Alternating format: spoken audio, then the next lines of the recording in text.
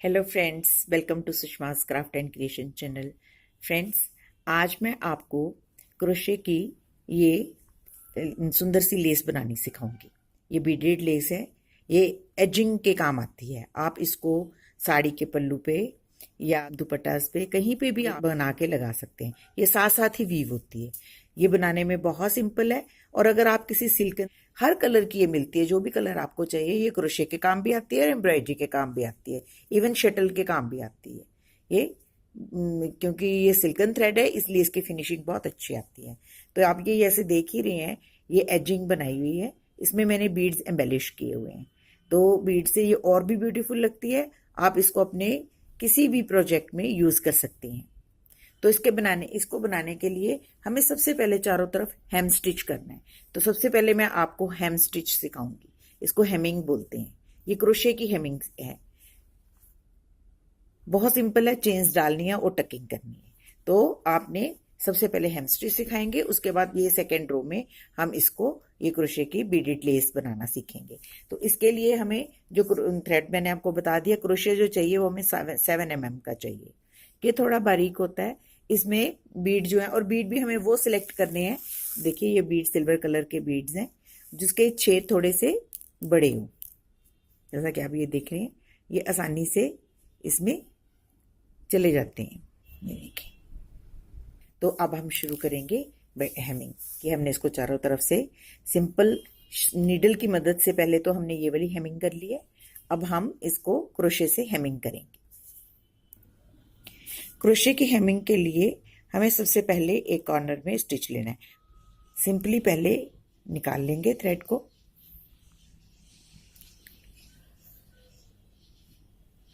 निकालने के बाद हम इसको 4 चेन्स लेंगे। 1 2 3 एंड 4 चेन लेने के बाद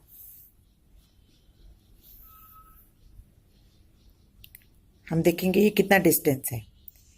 इतने डिस्टेंस पे हमें इसको दोबारा से निकालना है। तो सिंपली स्लिप स्टिच की मदद से हम इसको एक बना लेंगे। फिर हम 4 चेन्स लेंगे। 1 2 3 एंड 4, और उसके बाद दोबारा से हम इसको स्लिप स्टिच की मदद से अगले गैप में डाल लेंगे।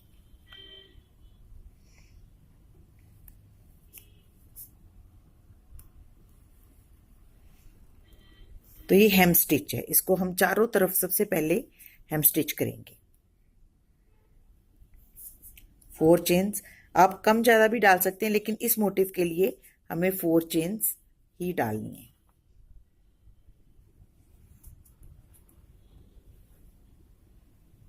ऐसे इसमें से कपड़े में से निकाल लेंगे। फिर इसको स्लिप स्लिप की मदद से हम एक स्टिच कर लेंगे। फिर 4 चेन्स डालेंगे। 1 2 3 एंड 4। क्योंकि सिल्कन थ्रेड है, इसको जरा संभालना मुश्किल होता है।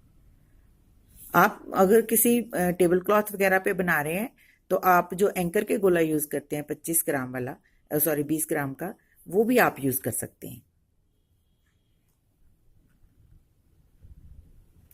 बस आपने कोशिश करनी है कि डिस्टेंस जो है वो बराबर बने रहे। फिर 4 चेन्स।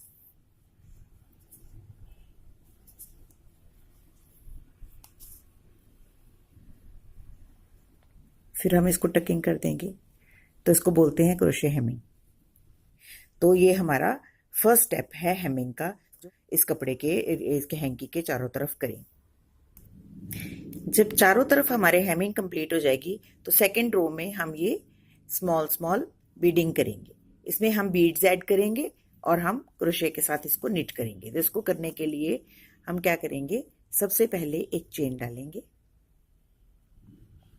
और थ्रेड को ओवरलैप करके ये जो हमारा गैप है, वर्किंग स्पेस है, इसमें से हम निकाल लेंगे। और इस 3 स्टिचेस को हम एक ही गो में एक कर लेंगे। एक करने के बाद हम इसमें एक बीड डालेंगे। एक गैप में हम सिर्फ एक ही बीड डालेंगे और नेक्स्ट गैप में हम 5 बीड्स डालेंगे। तो इसको हम सिंपली यहाँ इसमें पिरो देंगे। फिर से हम क्रोशे जो है वो उसी स्पेस गैप में दोबारा से करेंगे। 3 स्टिचेस बनेंगे। हम 3 से सीधा एक बनाएंगे एक ही गो में।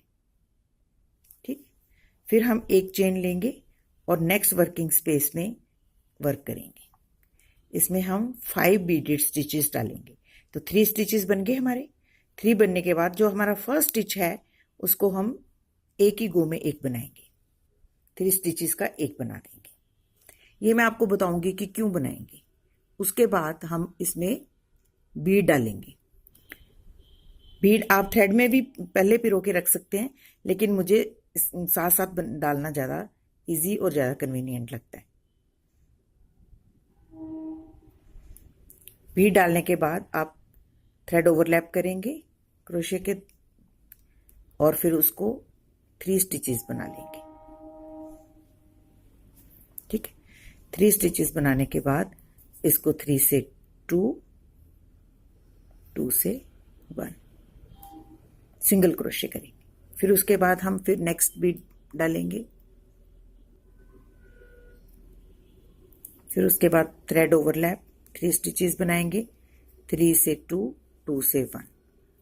इस गैप में हम 5 बीड डालेंगे। फिर थ्रेड ओवरलैप, फिर 3 से 2, 2 से 1। फिर इस स्टिच को छोड़ देंगे यहाँ पे। फिर बीड डालेंगे, इसको बीच में सरका लेंगे। फिर थ्रेड ओवरलैप, फिर उसके बाद सेम वर्किंग स्पेस में हम 3 से 2 और 2 से 1। फिर बीड डालेंगे। हमारे इस गैप में हो गए हैं 1, 2, 3, 4 और ये 5th है। 5th जो स्टिच है उसको हम एक ही गो में एक बनाएंगे। फर्स्ट भी हमने एक गो में बनाया था, लास्ट भी हमने एक गो में एक बनाना है, तो उससे ये गुलाई बन जाती है। ठीक है, इसलिए हम पहला और जो लास्ट स्टिच है उसको एक गो में कंप्लीट करते हैं और जो हमारा बीच के स्टिचेस हैं उसको हम 3 से 2, 2 से 1 करते हैं। फिर एक चेन डालेंगे। चेन डालने के बाद थ्रेड ओवरलैप करेंगे और जो हमारी नेक्स्ट वर्किंग स्पेस है इसमें हम 3 क्या करेंगे, हम 3 से एक बना देंगे। ये हम इसलिए बनाते हैं एक, ताकि ये बिल्कुल साथ रहे, ये गैप नीचे रहे, ऊपर ना आए। हमें ये नीचे चाहिए गैप, हमें ऐसे चाहिए। ये देखिए जैसे ये कटाव बन रहा है, फिर एक गैप, फिर ऐसे कटाव। तो ये अगर हम बड़ा बनाएंगे, चेन ओवरलैप करके 3 से 2, 2 से 1 करेंगे तो ये बड़ा हो जाएगा, तो वो अच्छा नहीं लगेगा। हमें ये डीप चाहिए, नीचे चाहिए, इसलिए हम इसको एक ही गो में कंप्लीट करते हैं। ठीक है, एक गो में कंप्लीट करने के बाद हम नेक्स्ट बीड, एक बीड, इसमें बीड भी सिर्फ हम एक ही डालेंगे नेक्स्ट स्पेस में।